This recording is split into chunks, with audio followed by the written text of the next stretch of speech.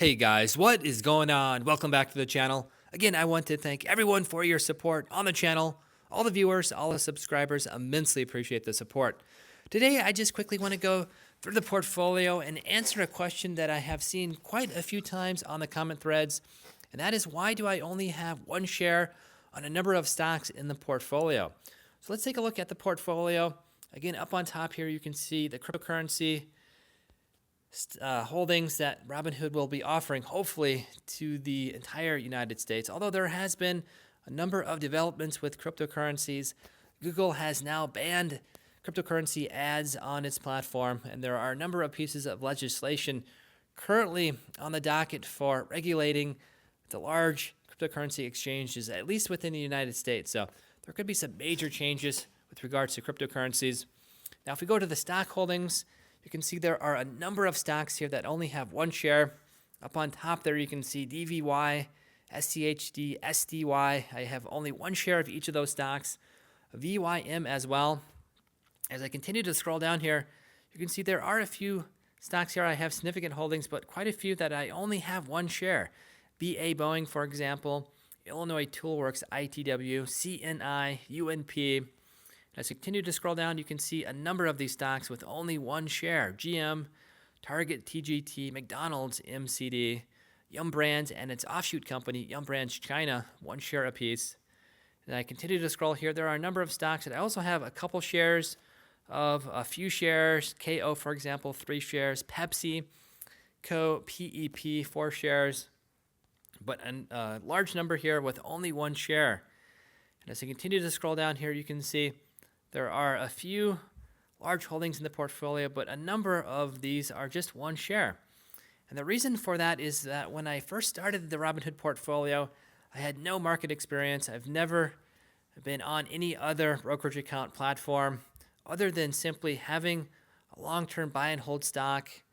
For example, VOO, or up on top here, let's go to one of those stocks that I think is a great buy and hold stock for a passive investor.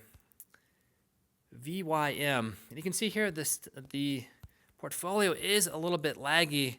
After the most recent update on Robinhood, it's definitely lagging. It did add an extra option in here in the middle. You can see it now has volatility, which is kind of a nice option.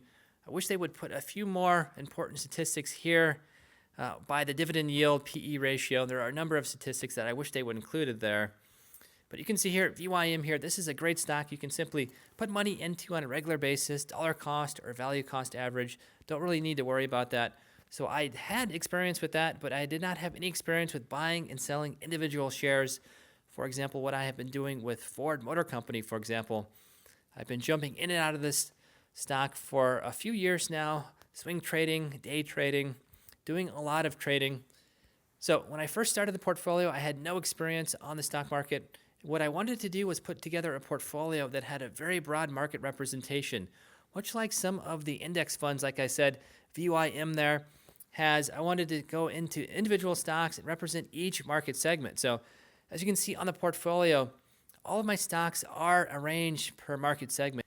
And if you guys have watched any of my portfolio review videos, you know all of these stocks are in order to market segment. So up on top there, I have my high dividend yielding ETFs, starting with DVY, SCHD, SDY, SPHD, and VYM. Then under that I have pharmaceutical companies, healthcare companies. Below that I have industrials, consumer discretionary, consumer staples, so on and so forth. I have banking stocks as well, starting with BOFI, HBAN, MS, WFC, ORI, technology below that, telecommunications, oil and gas, utilities, real estate investment trust, and then some high-yield dividend funds, business development companies, closed-end funds.